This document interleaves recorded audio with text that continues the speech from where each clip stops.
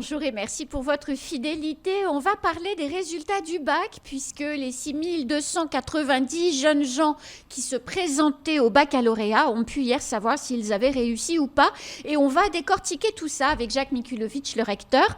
Bonjour. Bonjour. Merci d'avoir accepté notre invitation et d'être avec nous ce matin pour commenter ces résultats du bac. Alors, est-ce que vous êtes un recteur content ?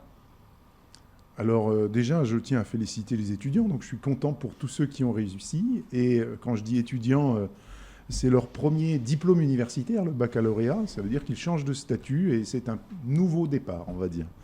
Alors après, bien sûr, on pourrait être insatisfait de ceux qui ont échoué, mais je dis que ce n'est pas terminé, puisqu'il y a une seconde session qui démarre dès demain. Et il faudra, je dirais, compter les résultats à l'issue de cette seconde session. Alors, baccalauréat général, 2628 personnes ont présenté cette épreuve et 649 l'ont eu. C'est ça, au premier tour, si je ne dis pas de bêtises. Non. Bac général, oui, 2628 bacheliers généraux ont présenté l'épreuve, 56,62%, c'est ça. Ils étaient 59,97 l'année dernière à l'avoir obtenu au premier tour. C'est vrai, c'est donc un petit peu plus faible. Maintenant, il faut prendre la mesure des conditions de cette année, avec les mouvements du mois de novembre qui ont perturbé sérieusement l'année. Et puis, on a eu, et il faut qu'on réfléchisse à ça, un certain nombre de journées de classe qui ont été suspendues aussi à cause de phénomènes de violence, de grève de transport, de toutes ces problématiques-là. Oui, de fermeture d'établissements. Et de fermeture d'établissements. Les problèmes de l'eau aussi, peut-être les problèmes de l'eau aussi qui comptent. Et donc, on doit vraiment maintenant réfléchir à comment on assure un peu mieux cette continuité pédagogique qui est préjudiciable aux élèves. Alors, on disait moins de résultats, quelques points en moins pour le bac général, quelques points en moins également pour le bac professionnel, puisque 1720 inscrits, 498 admis, ça fait 52,44% de résultats. Et il y avait, je crois, 56% l'an dernier.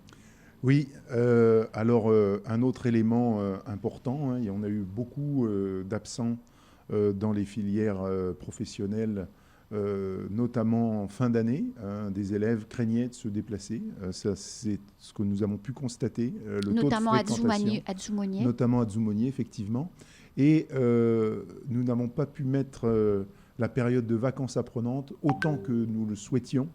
Ce qui veut dire qu'il y a eu beaucoup d'heures d'enseignement qui ont été perdues et on voit que c'est préjudiciable pour les élèves. Maintenant, ça nous indique bien que la présence en cours contribue à réussir. Oui, voilà, pour ceux qui l'auraient oublié. Voilà.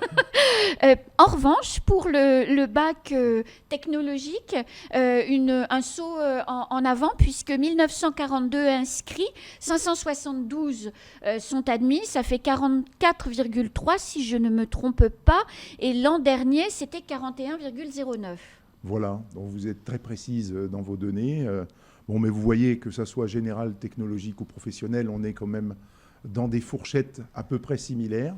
Et je crois que c'est cette fourchette qu'il nous faut retenir pour voir comment on peut améliorer notre système. Alors justement, c'est la deuxième année, crue 2022, crue 2023, ça fait juste 2 crues, si je puis dire, que l'on a le nouveau bac réformé qui s'applique entièrement. Il faut, selon vous, Jacques Mikulovic, combien d'années pour pouvoir dégager une tendance du niveau qui est celui de Mayotte, en vrai ? Alors, ça peut être très long. Ça peut être très long parce qu'aujourd'hui, nous avons des effectifs quand même pléthoriques avec parfois une orientation dans la filière générale par défaut, dans la mesure où nous n'avons pas encore suffisamment de place dans la voie professionnelle et que les élèves de 3e qui n'ont pas de place dans la voie professionnelle se retrouvent reversés dans la filière générale et donc avec plus de difficultés que les autres. Donc vivement que le lycée de Longoni puisse être pleinement opérationnel pour, je dirais, renforcer notre capacité d'accueil.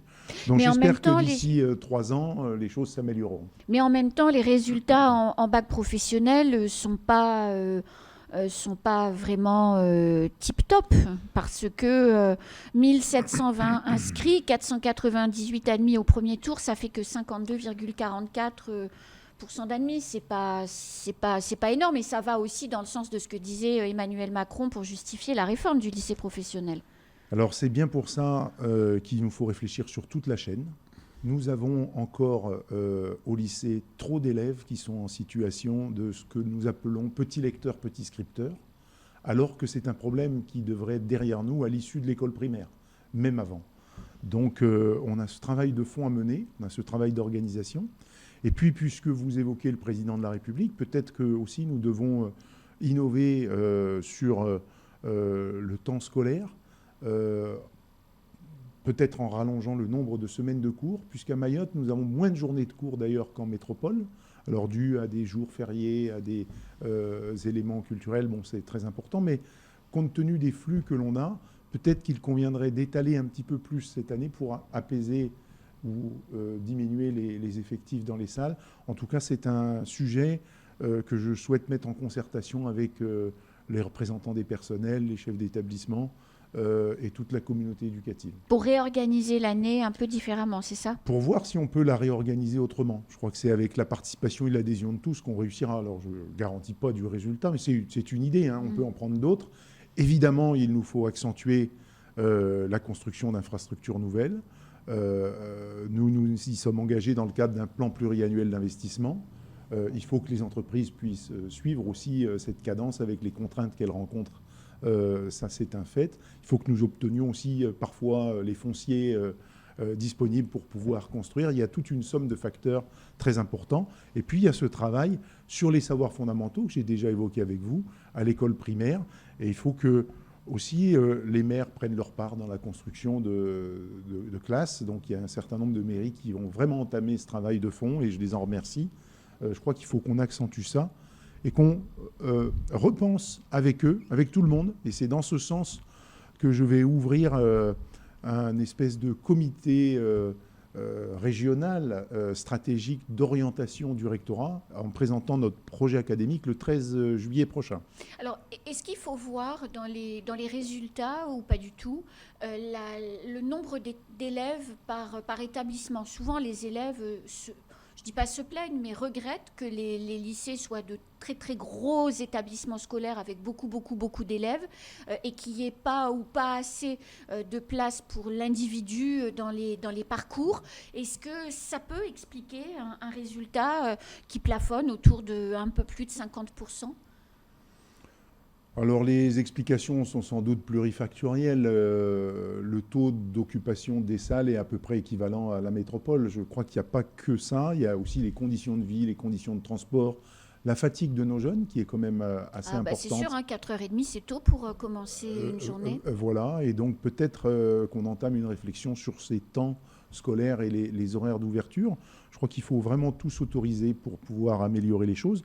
Et il faut aussi qu'on redonne confiance par de l'exigence à ce système scolaire mahorais, puisque parfois nos meilleurs élèves, dès l'entrée en lycée, vont à La Réunion ou en métropole.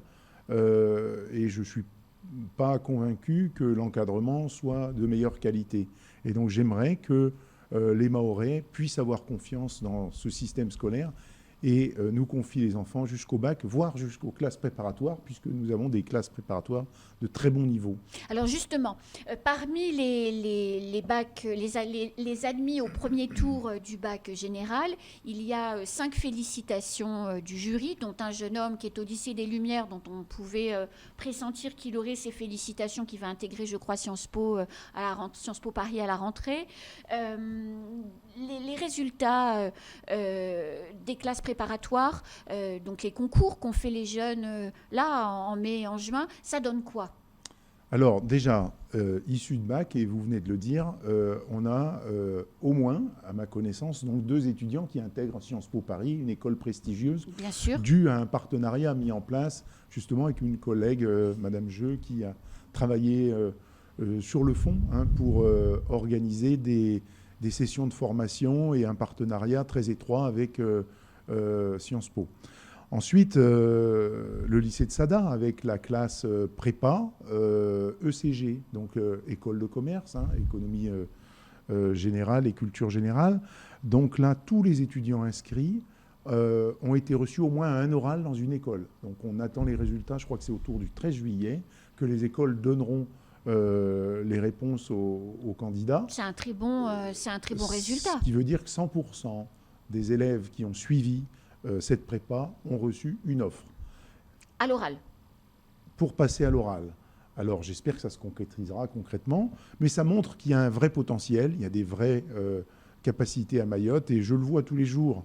Ces jeunes sont pétris de talent, il faut qu'on travaille sur leur confiance en eux, sur oser aller dans des filières qui pourraient leur plaire.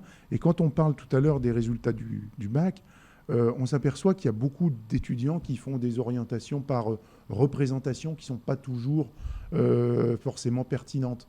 Hein, en bac techno, beaucoup s'orientent vers STMG, qui offre peut-être pas tous les débouchés de STI 2D. Hein, qui vont alors, plus sur les filières. STMG, c'est l'ancien bac G.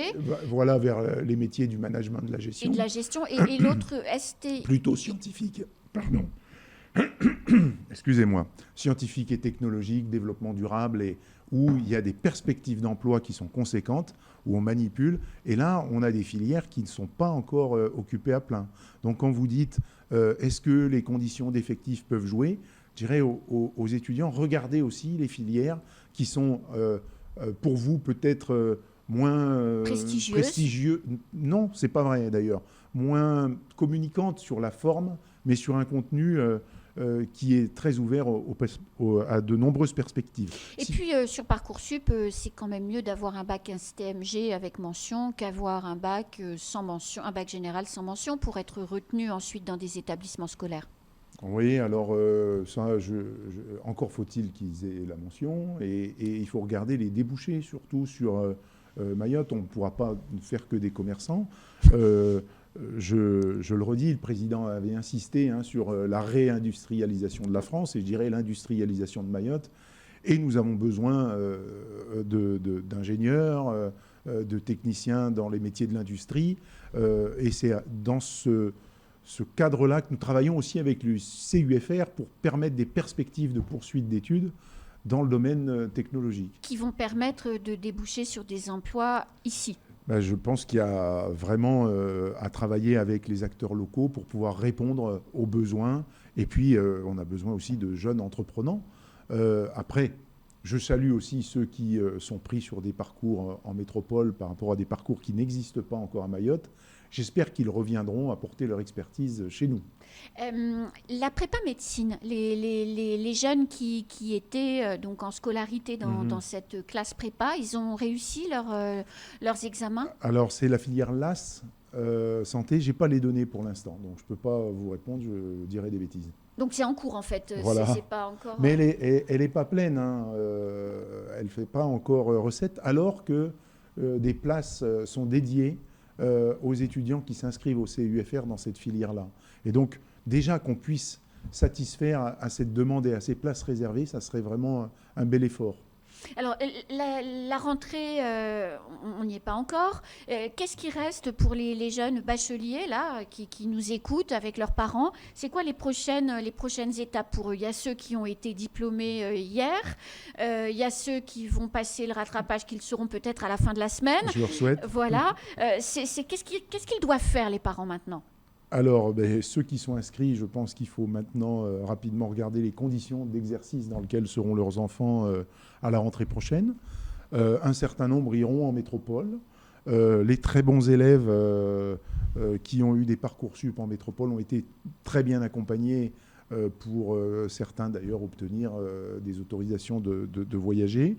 Maintenant, je dis à ces jeunes, assurez-vous que l'environnement physique, matériel, un logement, le transport est préparé. C'est un gros changement que de partir en métropole. Ça ne sera pas les mêmes saisons, pas la même météo, pas les mêmes amis, pas loin le même de la mode famille, de vie. Ouais. Pas le même mode de vie. Est-ce que vous préparez au rectorat des petits groupes ou des petites réunions parents-enfants pour préparer justement cette mobilité? Alors, il y a ceux qui ont connu la métropole et qui ont de la famille pour qui c'est plus facile. Il y en a d'autres où on informe, mais tant qu'on n'a pas une représentation et un vécu direct, c'est plus compliqué. C'est dans cet esprit que moi, je souhaite axer notre projet pédagogique sur les mobilités. Il faut que dans le cursus scolaire, que ce soit au collège, même à l'école primaire et bien sûr au lycée, on puisse accentuer les mobilités avec les projets Erasmus pour que des classes puissent aller alors dans l'environnement régional, mais la mobilité peut aussi bien être sur Mayotte, puisqu'un certain nombre de jeunes ne connaissent pas forcément tout leur territoire, qui est riche bien sûr. et à valoriser. Bien sûr.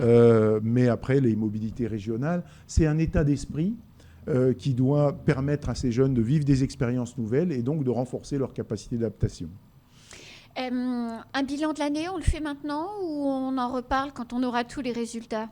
Parce que c'est votre première année scolaire que vous terminez. Oui, enfin même pas, parce que je suis arrivé qu'au mois de janvier. Oui, donc, mais enfin bon. Écoutez, on peut toujours parler des choses, mais je dirais on s'appuie sur ce qui s'est fait pour construire la suite. Et construire la suite, c'est des temps importants, c'est comment on élargit les temps éducatifs, j'y reviens. Oui. Et donc l'éducation et la réussite ne peut pas être du seul fait de l'éducation nationale. Il faut que les parents soient très engagés. Les associations de parents le sont, mais il faut qu'ils puissent mobiliser davantage de parents. La notion de parentalité, de respect, c'est aussi leur mission.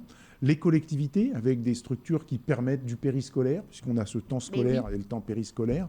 Et c'est vraiment ensemble qu'on pourra défendre un projet éducatif ambitieux pour ce territoire. Merci beaucoup, monsieur le recteur. À bientôt. Merci. C'est la fin de ce temps de parole. Tout de suite, la suite de nos programmes.